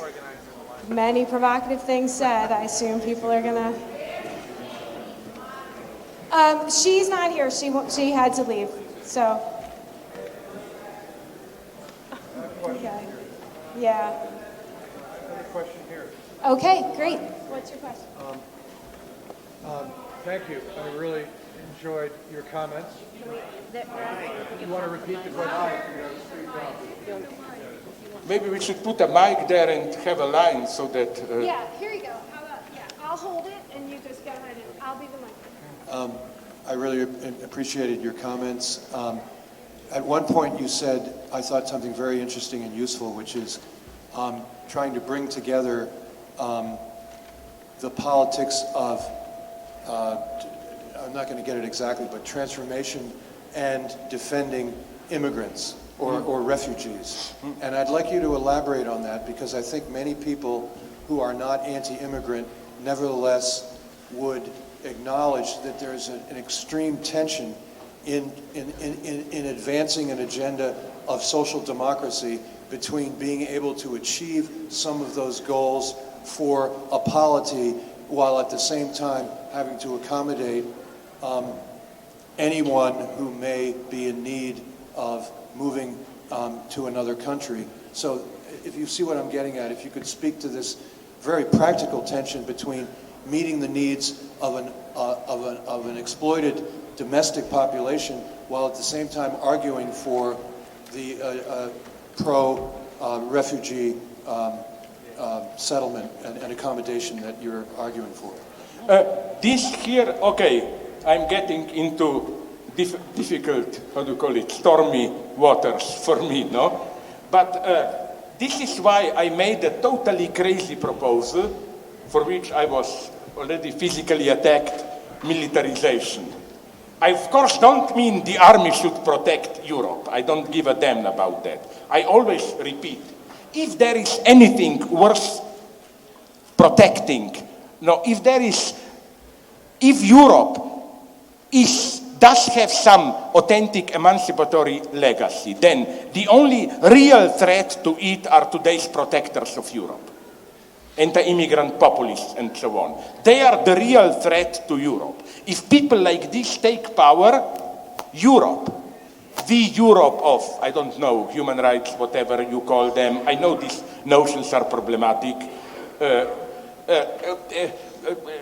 it's over. What I'm saying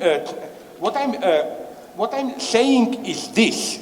I don't know why this was done, but I was shocked. I think it was part of a racist plot to allow this uncontrolled flow of immigrants through Balkan countries to Germany. The result was totally predictably catastrophic. There was paranoia, fear, and rumors were spreading. It would have been so easy to do something like You mobilize military so that at least they can do something useful. You establish reception camps in Turkey, Syria, Libya. You process refugees, air bridges to Europe. It would have been so easy to do this. I still don't get it why it happened in such a way. The only explanation I have is a moderately paranoid one. It's that somebody really wanted to create this tension. And there are so many other problems to clarify here. For example, to understand the so-called terrorist attacks. And they claim, this is why refugees are a threat, and so on and so on. But practically all, if one is to believe the big media, which I doubt more and more, practically all the terrorists are second-generation immigrants whose parents were already fully integrated. So this is why it's so stupid when liberals are saying we have to enable refugees to get integrated. Obviously, there was something deeply wrong with the type of integration offered to them. Because again, all the terrorists come from well-integrated families, and this is their rebellion against their integrated parents and so on and so on. So again, to answer your question, just a general answer, instead I will have another lecture. You know what's so crucial? I don't like it if we put it in these terms, conflict or collaboration of cultures and so on. We will never find unity at this level. I claim our starting point should be this one. We in our societies have our struggles, political progressive struggles. They have their struggles. The only unity that I see is the unity of a struggle. And didn't this happen illusory as it was? Do you remember Tahrir Square in Egypt? We immediately knew we are on the same side when they were protesting against Mubarak. We didn't need any of these cultural theory explanations, but how do we know that they mean the same thing as me when they use these words, and so on and so on. So solidarity is the solidarity of struggle. If we abstract of the struggle, if we don't make our struggles the moments of the same struggle. For example, what does this mean concretely? I'm involved in another polemic. What goes now on the West Bank, Palestine? It's an important movement among Palestinians themselves against so-called honor killings and so on and so on. They see very well that it's not simply Israel is a secular progressive country. I think incidentally Israel is now becoming one of the most fundamentalist religious countries that you can imagine. But okay, it's not that we have secular Israel and then primitive Palestinians. No, not only is the struggle going on among Palestinians, but you can see it clearly how Israel is discreetly helping conservatives. Not really. For example, when you have honor killings, I was told by my friends, Israeli police or Palestinian police controlled by Israel, they don't really even investigate, they tolerate that. Why? Now we come to the crucial point. To my point against about coincidence between conservative national identities and global capitalism and so on and so on. Listen, this was the strategy of colonialism from the very beginning. Colonialism didn't say you should all become like ourselves and eat hamburgers, whatever. Colonialism was always, it's much easier to control them by allowing them their own traditional culture. In India, for example, one of the most terrifying books of all times for me, The Laws of Manu, which prescribes in detail caste system. You know what I learned from my Indian friends? Before British colonization, this book was half forgotten. It was literally resuscitated by the British colonizers to give a stable traditional system to those that they want to colonize. So again, to cut short, otherwise I will get lost, my point is find the same struggle. This is the only solidarity. And all these other questions about, these are what I ironically refer to as UNESCO questions, you know. All of humanity is one wonderful family where each has its own struggle. No, solidarity must be solidarity of struggles. This is the only actual universality today.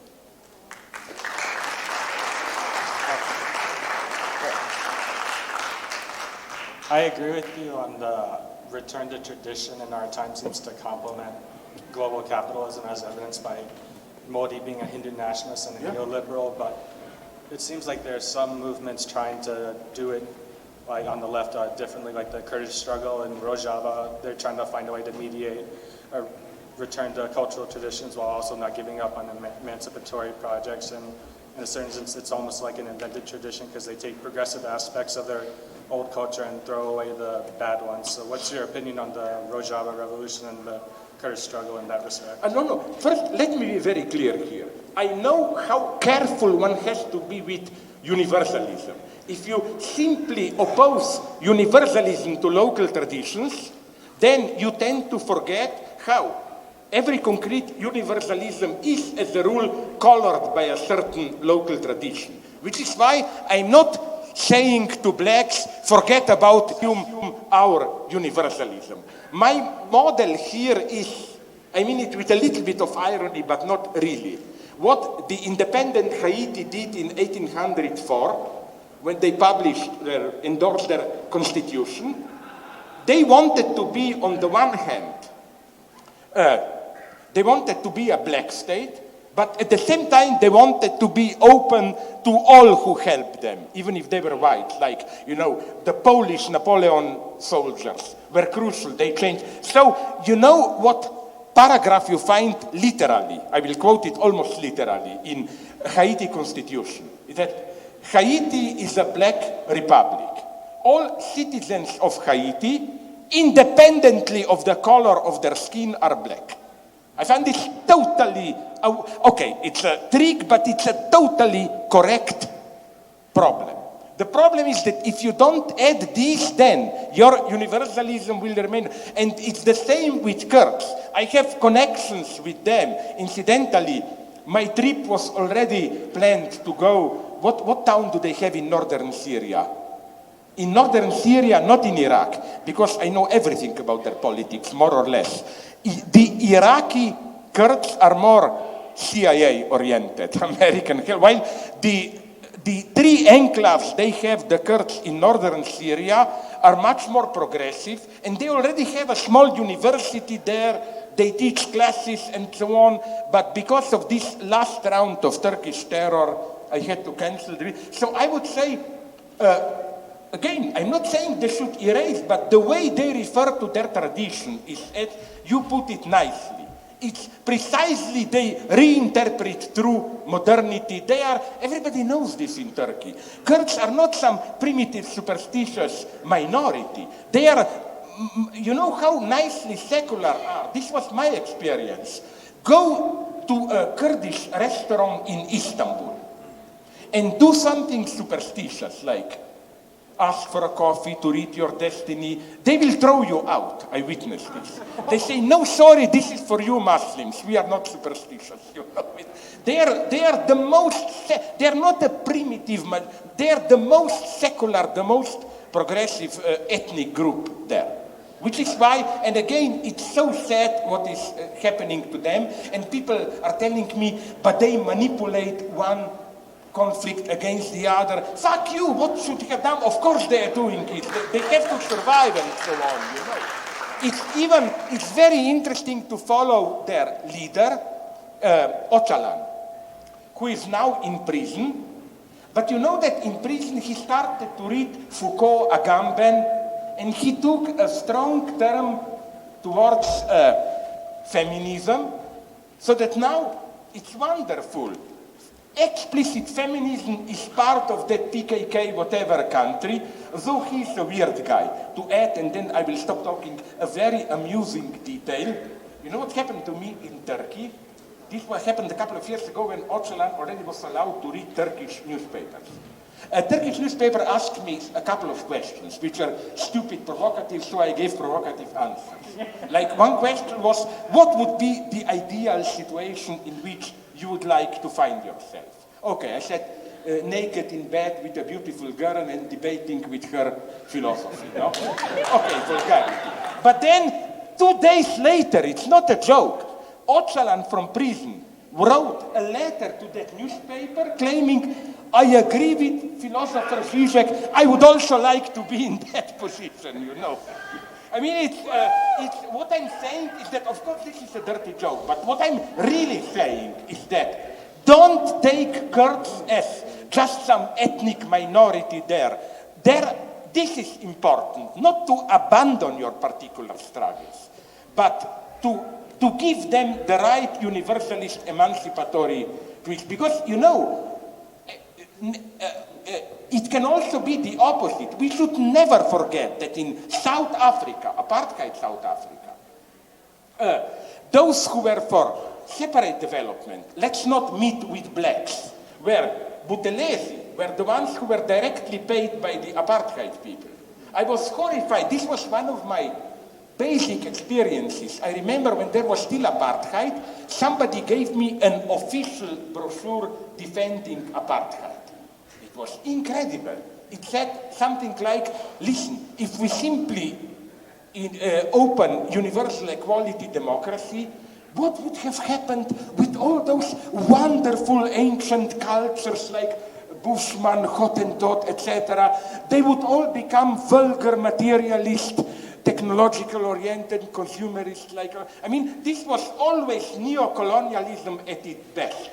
Sustaining racism with extremely respectful elevation of the spirituality of the other. Every self-respecting British colonialist in India was always ready to say, my God, we are so vulgar, we from the West.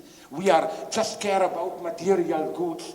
I remember one of the most brutal butchers in India, British general, at the same time wrote something like, when I see an ordinary poor Hindu saint, I feel so poor compared to him, you know. There is infinitely more wisdom in him. That's no problem. Part of the neo-colonialist game today is to immediately, before you even ask for it, to admit the spiritual superiority of the other, the colonized. Hi. This question is about political correctness and the dismantlement of the left. One of the most vital components of a vital left would be, say, an anti-war movement. We don't have that anymore in America. And the conspiracy theorist in me says that the push a few years back to allow gays in the military and women in combat roles somehow was a cynical push by the ruling class in order to sort of neutralize the two last remaining groups who could be counted on to be anti-war. How can you protest to be included in war and then the next week protest against war? And so essentially the last two groups were swiped away, and somehow the question I'm asking is, when politically correctness reared its ugly head, say, 30 years ago in a big way in this country, it was almost reviled by the intellectual intelligentsia, say, of the left and of the right, but especially on the left. Nowadays, we see more and more in its grip. Can this be used by the ruling power structures essentially to use like tools of like equality or non-judgmentalism to completely disempower the left, actually? This is, I know, very hot topic. I may say something wrong and so on, but you know, first let me make some things clear. When I criticize political correctness and multiculturalism, of course, I am for multiculturalism in the sense of tolerance, coexistence of different cultures. Of course, I am for political correctness in the sense of not humiliating others verbally and so on and so on. But I think there is also another dimension here. What interests me is how, even when political correctness is apparently progressive, how you can see the ideological twist in it. For example, one observation that I always like to make is how I've written about this a lot, almost automatically today, the topic of racism or ethnic hatred is interpreted as, translated into the topic of tolerance. And I oppose this. Listen, make a simple test. Go through, Google down all the speeches of texts of Martin Luther King.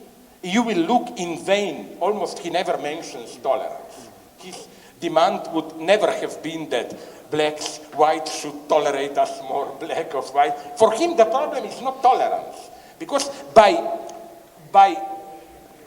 formulating it as a matter of tolerance, you first, in a subtle way, culturalize it. You know, all of a sudden, the problem is not economic exploitation, political rights.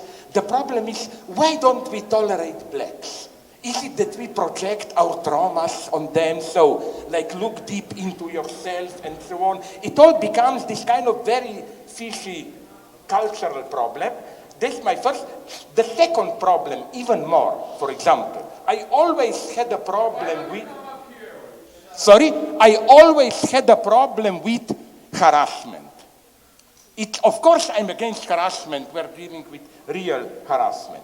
But did you notice how often harassment even have this clear class edge against so-called lower classes?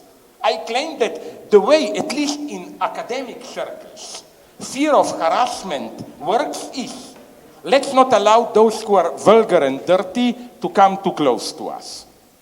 And I am ready to problematize, although I don't smoke, I hate smoking companies, but I claim it's even something wrong with this obsession of the danger of smoking. I am opposed to smoking, I don't smoke, but this absolute fear, my God, what they're doing, just smoking and so on and so on. There is something suspicious in the sense of harassment almost is for me, fear of harassment is a form of intolerance. It really means neighbors should stay at the proper distance. You know what is de facto harassment today? Spike Lee in one of his movies makes fun of this, how typical white men today, they are of course anti-racism, but then they say, but nonetheless, why do the blacks have to shout so loudly? Why do they play that stupid music all the time? That's where they feel harassed and so on. We are again at the level of everyday racism. Today, every self-respectful liberal is of course against racism. But nonetheless, the other should stay at the proper distance. And I go here so far. Now another reason for you to hate me. I even claim that, don't laugh or shout, that racist jokes can play here a moderately progressive role. Because, listen, let's say I'm from one race, you are from another country, whatever. How do we really communicate with each other? We can play these multicultural games. Oh my God, what interesting food you have, what wonderful songs. That's bullshit. Real communication enters when you tell me a dirty joke, when we exchange obscenities. I claim, and I can give you wonderful example from my own country. I always repeat it. In Yugoslavia X, there was no racism, and this pact was in a wonderful way enacted through racist jokes, the way they functioned. There were not jokes against the other, but when I met a Serb, a Montenegro, a Bosnian friend, each of our nations was identified with a certain racist cliché. We Slovenes were misers, Montenegros were lazy, Bosnians are sex obsessed, and so on and so on. And the point was not this stupid game of, oh, we are not that cliché, we are much more rich personality.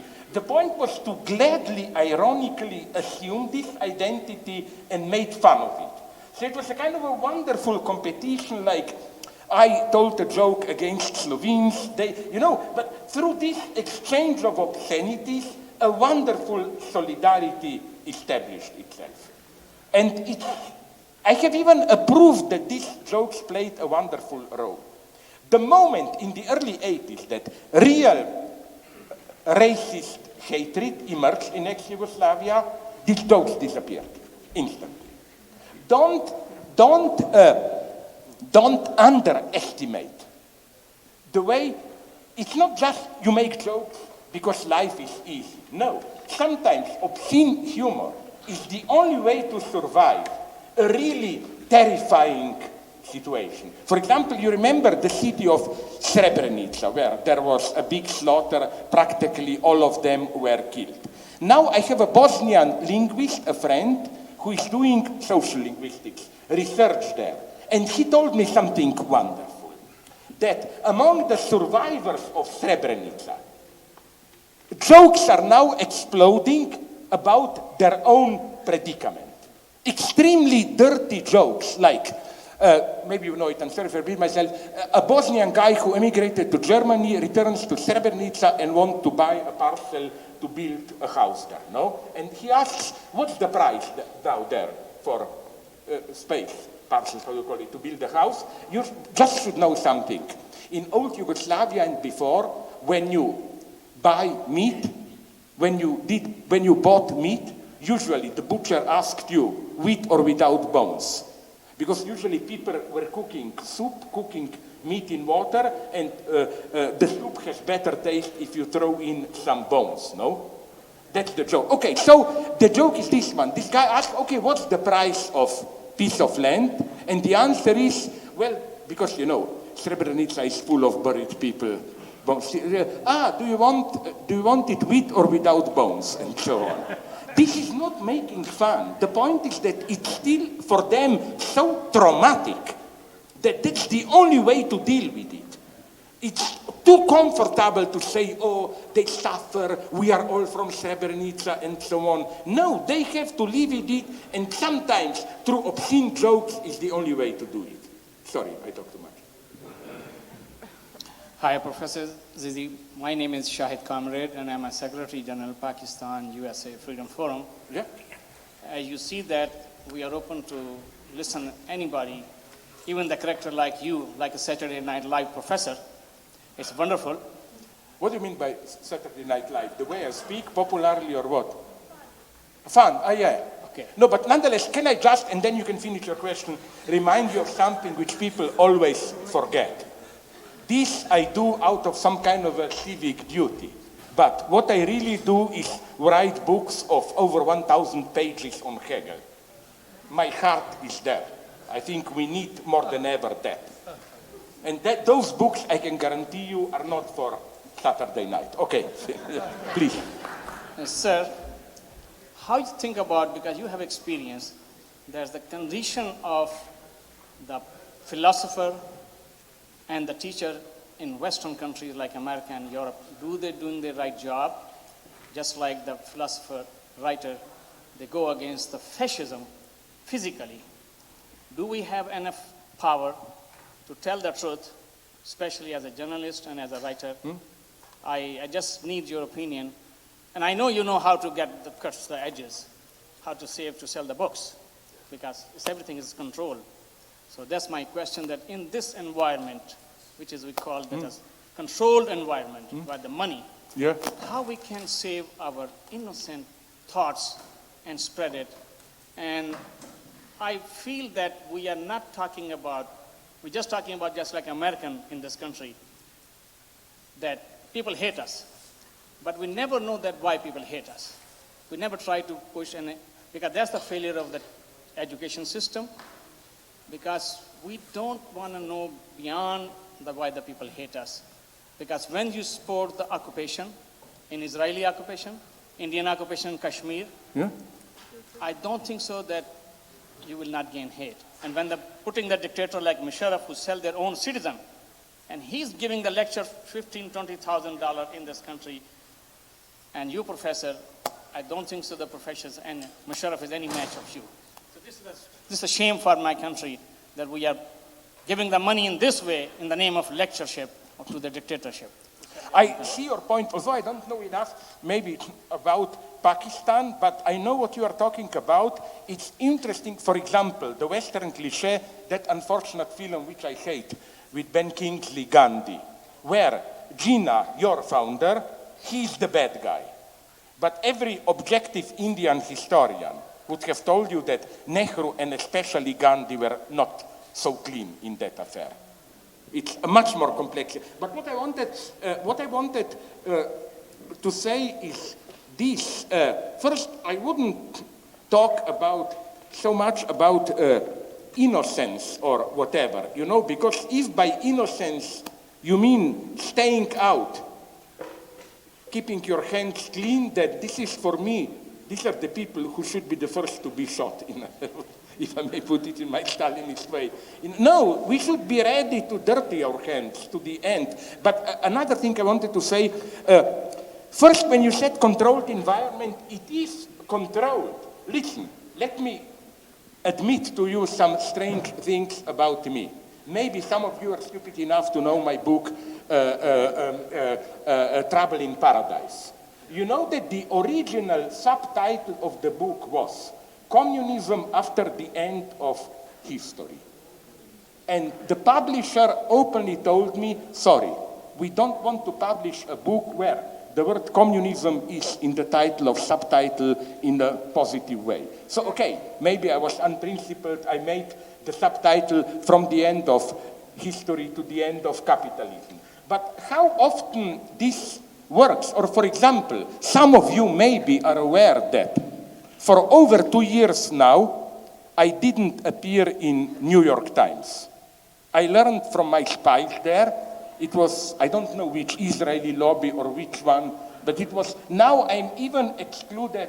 I'm a good Stalinist guy. It's always good to have spies in different committees where they tell you, now I'm excluded from New York Times, I don't care about that. Then I'm excluded, maybe you have noticed it, a much weirder exclusion, from London Review of Books. Now I'm for a year and a half excluded from The Guardian, and so on and so on. Why the London Review? Sorry? Why the London Review? I don't know. I only know that many texts which I then published elsewhere with a great echo was first sent to them, and I immediately got an answer which was ridiculously artificial, because I was often an editor, and I know how you get rid of the people. Oh, sorry, the last issue just went into press, now we don't have time. Oh, sorry, we already have another text on this. I claim it's maybe the tension, this is my hypothesis, that is between me and some great old man, Tariq Ali and so on, of the British left. If it's not this, I cannot explain it, because again, my spies are good spies. I really get confidential stuff. I get private emails from those people. So I'm not bluffing. What is happening with The Guardian, I think it's a mixture. On the one hand, there was around a year ago a right-wing coup d'etat, masked, of course, as always, through pure commercial concerns. They said too many political comments, we should have more comments about lifestyle and so on. So the only invitation that I got from Guardian is, what is the meaning of your beard? What does it mean to you? No? They much prefer for me to write about that. No, I mean, what I'm saying here is that, we have at some formal level freedom of press, you can say what you want, but the system works so magnificently how to keep things marginalized. Like, for example, old story by Edward Said. How rarely do you find in our big media a very simple thing, a precise map of the West Bank with clear delimitation. What is that Palestinians really control? Where are the settlements? And so on and so on. The moment you see that, it's over. There will never be, if there is not some more radical change, West Bank Palestinian state, and so on and so on. So the trick is not that we don't learn things. One thing is if something is available somewhere there, but it's important what becomes part of, should I put it, the public space, common doxa. And there it's maybe even more controlled than ever, I claim. Even my friend, a Jewish friend, Udi Aloni, he made recently an analysis, for example, how the media reported, there was one text in New York Times where they reported about the violence on the West Bank. And it was officially an equal distance text, deploring all violence. But it has a sentence like this. It was a tragic month. 30 Palestinians were killed and 10 Israelis were murdered. You notice the different verb and so on. I mean, it's incredible. You cannot imagine the tight control. Udi Aloni told me that when he invited the Palestinian Jenin Freedom Theater group to New York, they asked him for his self-presentation. And he said, Udi Aloni, author of the book, What Does a Jew Want on, how do you call that multiple state, what's the term for one state with two nations? Argument for binational state. They told him clearly, the word binational should not even be mentioned. They told him clearly, if he doesn't drop the title of his book, not any argument, the whole report about that Jenin Freedom Theater, and it was a big text, more than half a page of New York Times, will not appear. So just be aware, how tightly we are controlled, but on the other hand, the situation is not as hopeless as it may appear, because, precisely the more things are tightly controlled, the more those in power get in panic and in a more easy way they are wounded. That's the beauty of censorship. That's my experience from my youth in communist Yugoslavia.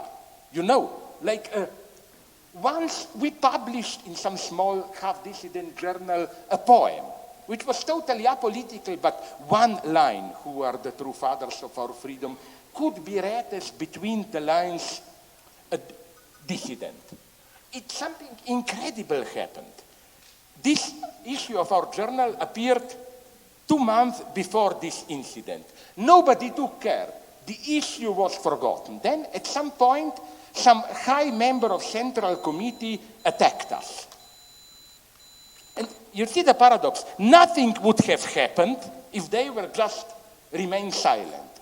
But by attacking us, some people even claim that maybe we solicited that because it helped us immensely. Everybody was talking about us and so on and so on. So, in a way, these tough conditions can be used in a perfect way, because the more our enemy controls the public space, the more it is vulnerable. And on the other hand, what's my argument against one of the critiques against me, that, I appear to be a Marxist, whatever, but really I am a right-wing nationalist, whatever, fascist. Well, say this to Slovene fascism, who threaten me all the time to beat me. But what I want to say is this. It's a wrong approach, because people think that you are doing one thing publicly and then secretly you are something else. No, in intellectual life, the only thing that matters is what you do or say publicly. What you think privately, I don't care. I don't want sincerity. Because I claim that, again, that was the point of my notion about poetry and so on and so on. People are incredibly inventive in constructing narratives to themselves which justify the horrible things they are doing. So you shouldn't ask, what am I really? Okay, I totally accept if you say what you do publicly has this ambiguity. I accept in principle as a procedure that type of criticism, but not, you are not really that. I really am what I write. If I privately think something else, so much the worse for me, because what matters is what I do publicly, not privately. Thank you. I'd like to address the organizers of this conference, please. So he was talking about racist jokes earlier and how that is good to build rapport with people, but he used a different ending to that. Sorry? Can I have it back? Why? Because that's just like... I'm just going to finish off what he was saying in a different audience, right? So he was saying, We were very friendly already, but not really. But then I risked and told him, it's a horrible thing, I warn you. Is it true that you blacks, you know, have a big penis? No? But that would... I'm sorry, do you want to stop? This is who you invited here. Okay. Go for it. And you do have to... Okay. Sorry. So I'm finishing off what he said. Is it true that you blacks, you know, have a big penis? No. But that you can even more it so that if you have it on your leg above your knee and a fly, you can smash it. Okay. Yes. I'm asking the organizers that given his racist statements, given his misogynist statements, given his most recent statements against the refugees in Europe, how much money was it that you guys paid for him to come here? And why is it that you want to bring this kind of discourse to the left? I'd like to speak to that actually, because I looked at, and a number of us looked at all of the things that critics were talking about, and I have to say, I think that there's certain, and listen, I think you're clear that there's a lot of provocation in the things that you're saying. You say things to be provocative, but yeah, okay. Be able to say that when people accept us? I think there's a... When did I use the N-word? Hold on. I want to say something. I think there's a subtlety when that did I the use critiques the are N-word? missing, and that has animated this entire conversation so far and should continue to animate it. It's been at a really cool level, and it's just, this is just not, this kind of critique takes things out of context and misses the subtlety. Sorry, you should. I just have to. What context is it okay to say those things? Don't read his quote out of context. What context is it okay to say that? You know the context. You know the context. What about that context? Yes, no problem. No problem. So he's going to respond, then you go next. But sorry, I'm so sorry. It got cut off here. That's the end. Okay, everybody settle down. We're going to have a response. Okay, everybody, come on. People were very good to stand in line. I'm going to hold the mic. It's Okay, my absolutely question- incredible. No, but My- wait a minute. Okay, Can I answer? I would love to answer. Guys, come on. Our guest wants to respond to the question from the audience, so let's listen. Go ahead, sir.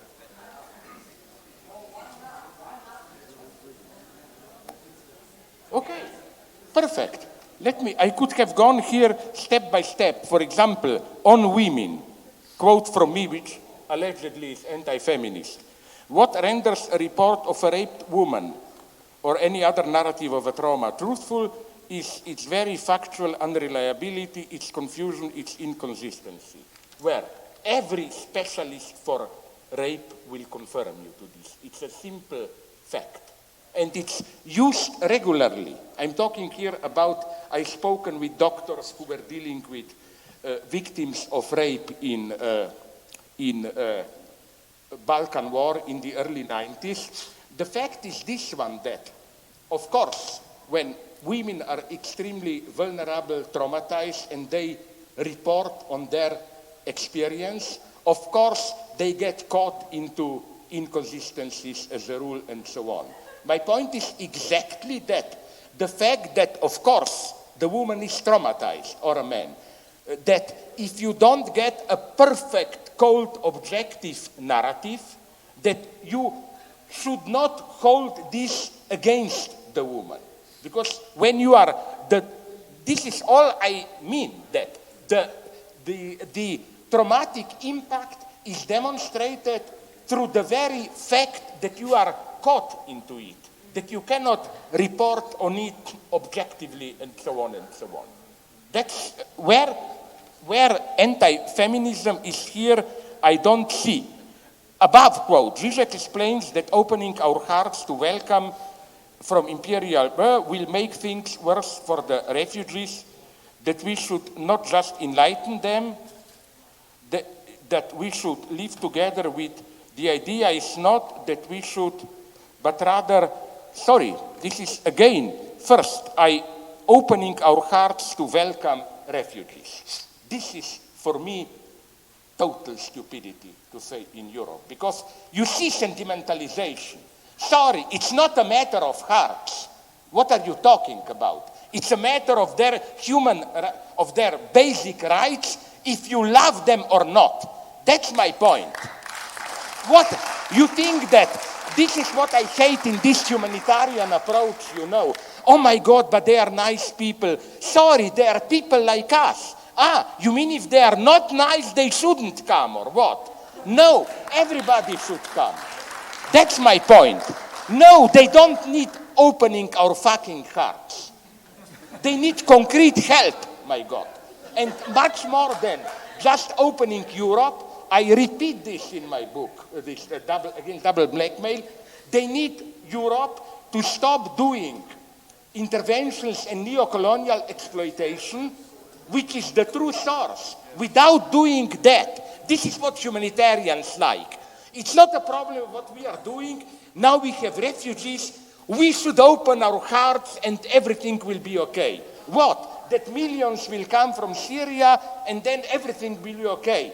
No, it's not that we should leave this to later. Of course, we should also do today, on a much larger scale, humanitarian help.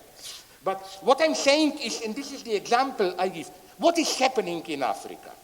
Beneath all these apparent ethnic hatred struggles, it's usually Western companies and so on behind it. For example, Congo. It's not a heart of darkness in the sense of being excluded from international community.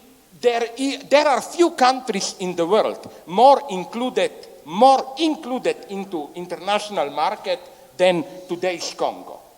It's a totally ruined country. That's the tragic news. The best thing that could have happened to Congo is, with a magic trick, all their mineral wealth disappears. They would be purer, but I can guarantee you all the terror, the nightmare would have stopped, and so on and so on. So what I hate is this. Instead of asking these more fundamental questions, is this transformation into a problem of opening our hearts and so on and so on. No, again, they don't need our sympathy. They did concrete acts from us, A, to help them materially now, and especially B, to change the situation. And here I think we should ask also unpleasant questions. For example, what about Saudi Arabia?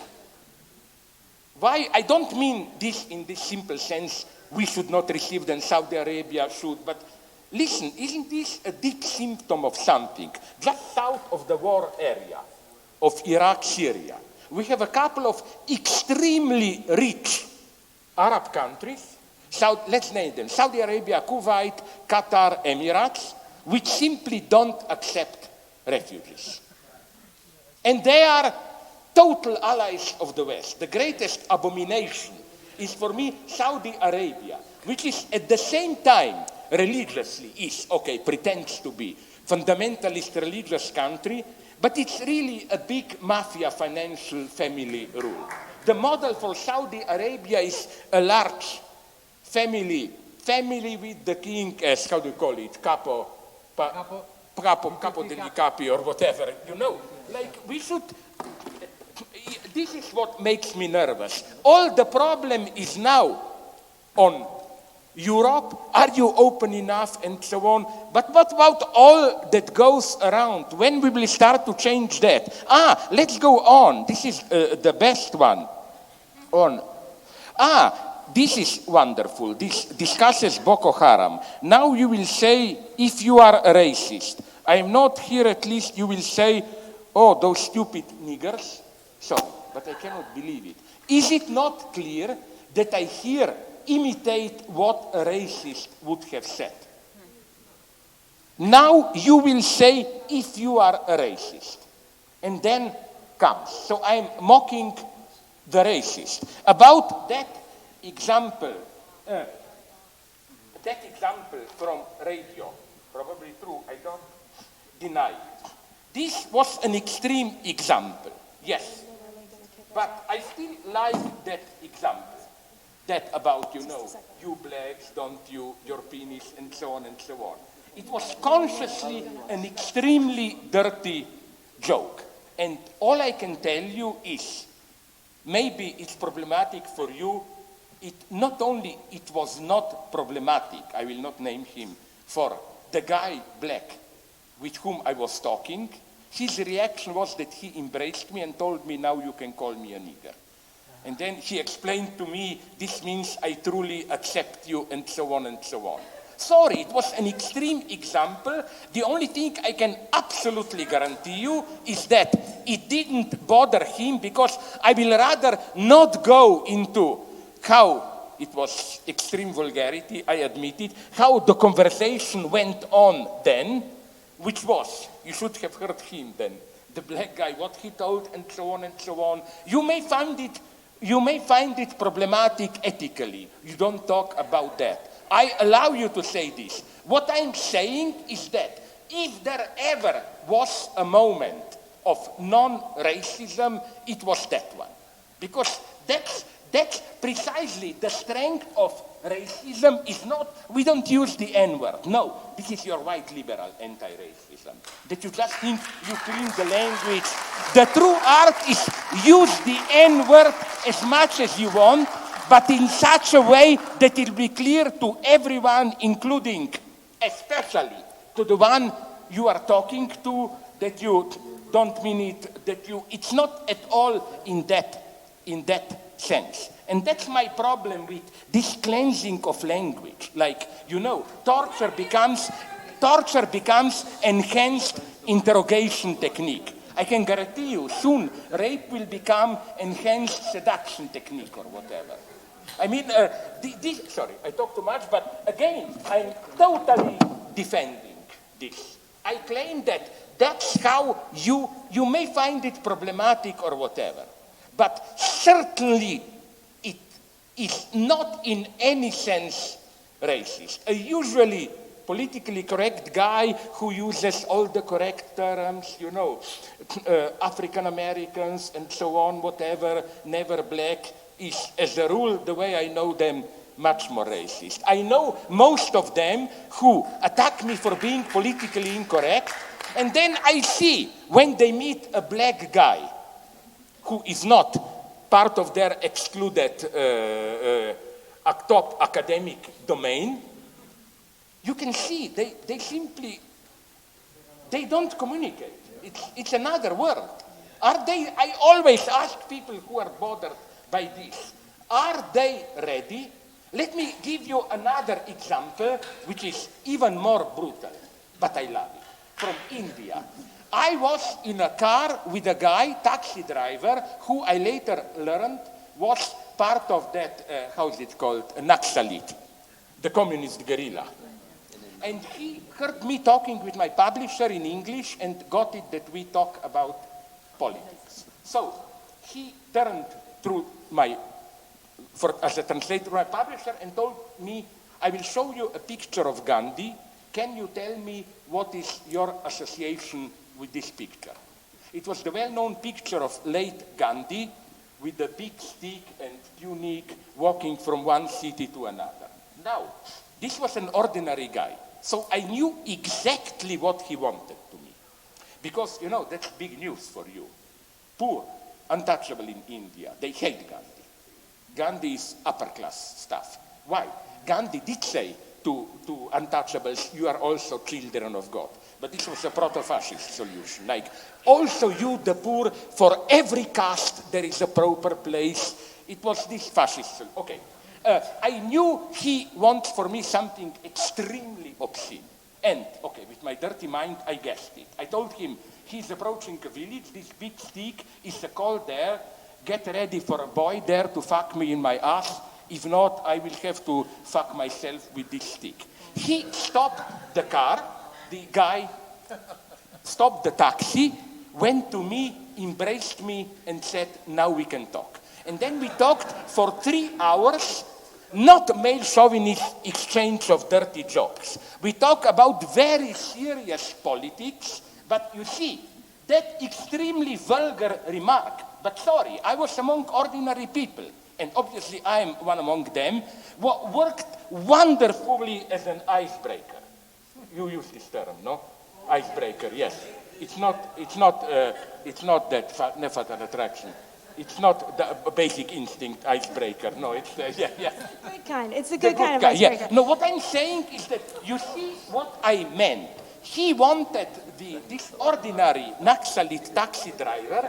He wanted for me a confirmation that I'm not some kind of a white snot or whatever. And again, that's the important thing.